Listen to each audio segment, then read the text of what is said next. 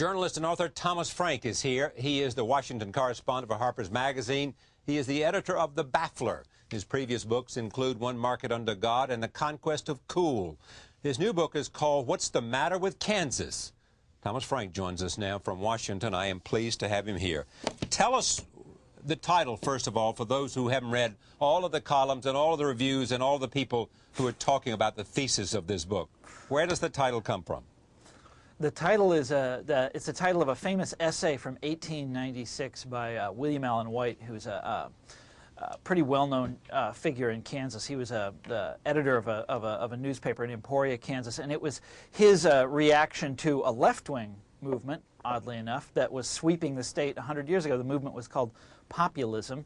And he looked out at his state, going crazy for populism, and he said, "What's the matter with us? What's happening to us?" And it was just an editorial that he wrote, and it got picked up by the McKinley campaign of that year and publicized all over the country. It ran in newspapers, great and small, all over America, and became kind of the signature campaign document of that year. You went to Kansas looking at the poorest county in the country, or thereabouts? Yeah, the poorest county in the country at the time was actually Nebraska, which is just a little bit. It was just a little bit north of Kansas. But there's counties with similar economic problems all over the that part of the Great Plains. And what did you find, and what surprised you? That in these counties that are so grindingly poor, and in working-class neighborhoods all across the state, places that really have not been served well by, in the new economy years and by the policies of conservatism over the last 30 years, that these areas had become very, very conservative, much more conservative than the sort of traditional Republican parts of the state.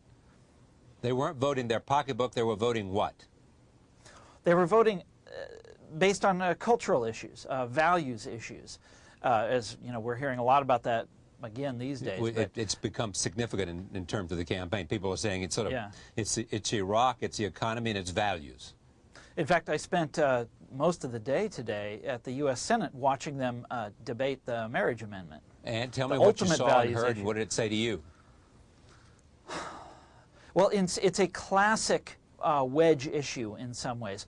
And it's precisely the kind of issue that I describe in the book. It's the kind of thing that it helps conservatives speak to blue-collar voters. And it goes like this. What's fascinating about it is that it stands populism on its head. It's a populist issue, the idea being that there's this tiny elite of liberals, i.e. these justices in Massachusetts or wherever it was, that have overturned the traditional marriage, and that they have done this in a manner that is going to affect everyone in the country and is going to ruin marriage and the family for everyone in the country. This 5,000-year-old institution destroyed forever by this, 4 liberals in Massachusetts. So it immediately sets up the general public, the vast majority of Americans against this, the liberals, with liberals being a tiny elite. And it also it identifies those liberals as members of the professional class. These are justices. These are lawyers. They come out of the legal profession. So it makes these claims that wedge issues always make, that it's incredibly important, and yet, that it's going to affect every one of us in this horrible manner. We have to amend the Constitution. We have to take, it's the most important issue imaginable. But on the other hand, as everyone knows, and virtually everyone debating the issue, would admit, there's no way this constitutional amendment is going to pass. There's no way they're going to amend the Constitution. How is it that, let's assume, your thesis is they vote something rather than their pocketbooks, that the poorest ought to, traditionally, if you look at the kinds of appeals that are made and the way we understand the basic draw of politics, they should be voting for the Democratic Party. The Democratic Party has consistently, in its history, in its past, been associated with minorities, with the poor, with working people. Right, and this phenomenon, although most of those groups are still with them, you understand that the idea of the backlash, and by backlash I'm referring to the entire sweep of populist conservatism going back over the last 30 years. The goal has always just been to chip away at that, at the Democratic coalition. using these issues. But I should say a big reason why conservatives have been so successful with these issues is because the Democrats have let it happen, because the liberals have allowed all this to happen. But more importantly, and the main body of the book, what the book is about, is an examination of populist conservative culture, an examination of the state mentality. Okay, well then put your focus on them. Why are these cultural issues so important to them? Well, I'll tell you, it's the power of all of this stuff, the power of these of the values issues, is that the conservatism has invented a kind of a fake populism, a way of looking at class that instead of emphasizing economics, instead of talking about class as an economic phenomenon, it discusses class as a cultural phenomenon. And it talks about the liberal elite rather than, say, Wall Street, rather than, say, Enron. And it talks about the cars that they drive and the lattes that they drink, and the kind of cheese that they eat. And this is something very common. You see it all the time in this, the red state, blue state literature, where it's always supposed to be, the good, hard-working people of middle America, of places like my home state of Kansas, are supposed to be, Republicans. And the Republicans are supposed to be very close to these people because they see eye to eye on, in terms of the sort of things that they consume, the way they talk. They're supposed to have different values. They're supposed to be humbler, and they're supposed to be, have all sorts of virtues. Whereas the people of the blue states that voted for Al Gore are always supposed to be, so arrogant, and they want to speak foreign languages, and they like to show off and this kind of thing. And but what fascinates me about all the different values issues over the year is that they encapsulate in some way this notion of a class conflict, but instead of it being a class conflict in the way that you understand it in a sociology class, where you have the say management and labor, or you have white collar and you have blue collar, it's different. It tells you that it's real Americans versus this affected liberal elite, and so it gives you a different way of thinking about social class. And what's really funny is it's a way of thinking about social class that's very powerful. While I was watching those senators in the U.S. Senate today talking about these issues, and everybody knows that this amendment isn't going to pass. It's not going to pass the Senate, and it's certainly not going to pass in 3/4 of the states or whatever is required. But while I was watching these guys give their speeches, and these speeches are not that inspiring. It's canned stuff. Nobody is watching them and that sort of thing. But the Republicans, the conservatives, who have a real fire to them, and they have a real sense of outrage and a real sense of being hard done by. And, I have a populist streak in me as well. And even though I disagree with them, and I mean I profoundly disagree with them, their tone and the way they talk and the kind of anger that they're showing, and, and their anger on behalf of the little people of America, on behalf of the common man, that's really seductive to me and to a lot of other people. Some say that is the reason, one of the reasons that made John Kerry pick John Edwards, because he was a son of a mill worker, because he understood language, he understood the role of religion in people's lives, and that he could speak to them in rural areas especially, in a way that John Kerry did not believe he could. Yeah. I think that it's a very wise choice, and I think Edwards does do those things. But I'll go one step further.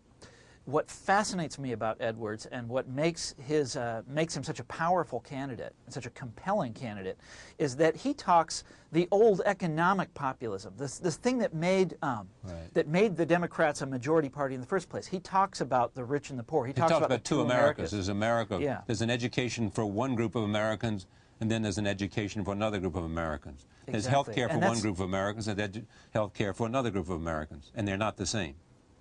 And he's doing what I suggest in the book is that the only way the Democrats can interrupt this Republican narrative, this the fake vision of social class, a fake vision of the class divide that the Republicans have, this where it's all about cultural things, it's about what you consume and that sort of thing. The only way they can interrupt that is by bringing back the old economic populism, by talking about things like the two Americas. And that's what I think is so great about Edwards, is that at least he, I hope he can do it, and that is to interrupt this kind of narrative that makes a guy like George W. Bush out to be, a spokesman for the common people of America, even though he's incredibly hostile to labor. It's very interesting, because if you watch the campaign rhetoric of this campaign, George Bush will talk about the elites. Yeah, well, that's the word, the elites, and they've been using this ever since. These people who on the Supreme Court and who made these decisions that did not respect who you are. That's right. And this is the old populist language, This is what William Allen White, believe it or not, was inveighing against in Kansas 100 years ago, only then the shoe was on the other foot. But then that argument 100 years ago, which is your point, was about their economic interest, and the argument now is about your values and what you believe in, and those elites, wherever they are, those who, and the irony is they went to those elite colleges like Harvard and Yale, where George Bush went to school. Those elites don't understand you, they don't represent you, they don't believe in the same thing you believe in, and they have contempt for you. That's the sort of subterfuge of the message, isn't it? Exactly, and that's also the power. That's also the power of the message, because we all know there's a certain grain of truth to that. We all know there is. Right. But if I could take a step back here, and that is that the original populist formula, where the common people it was the working class, the producers, and then they had this vision of the elites, the parasites. This was Wall Street. It was bankers. It was big business. It was the people who owned America, and this also was a very, very powerful narrative, and I think it could be powerful again. I mean, look at the inequality in America today. Look at the gap between CEOs and the people who work for them in terms of the pay they're taking home. I mean, look at the kind of shenanigans that were going on at a place like Enron. That old way of looking at social class, and I think a correct way of looking at social class, still has a huge amount of power.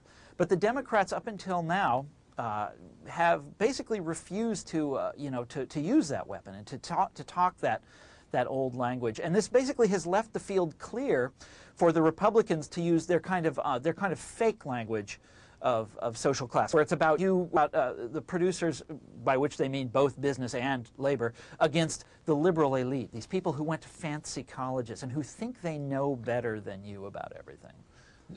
Let's talk about Bill Clinton, who's also got a book out. He was a successful politician.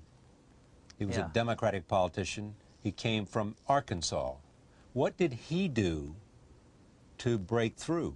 So Jimmy Carter also was elected, who had both men from the South, both identified in a religious way with mainstream religion down there. And both of these guys were able to put on the populist persona very successfully. But I should also, the whole story is not just that. Both of these guys, I mean, there is a grain of reality underneath all the kind of the images and the the representations that we're talking about. And the reality is, you got to remember with Bill Clinton that he signed off on the Reagan economic agenda. Bill Clinton made NAFTA happen. He was the one that ended welfare. He's the one that allowed banking. He believed in welfare reform. He believed in free trade. Yeah, free trade, banking deregulation, not enforcing antitrust or allowing the Reagan policy on antitrust. He would say to you he believed in those things because he believed they were in the best interest of the people. I mean, it wasn't just some crass ideological. Right. And he might even be able to defend them, and we'd have one hell of an argument on our hands, because I don't think they were in the best interest of the people. But the fact is that the kind of people that I talked to in Kansas, they saw him doing that. And remember, Carter did similar kind of things. He was the one that appointed Volcker to the chairmanship of the Federal Reserve. Remember, I mean, even under Carter, Carter was no economic liberal. He was no Franklin Roosevelt, Harry Truman kind of liberal, and Clinton was especially not that kind of liberal. And even though he would take a firm stand on the cultural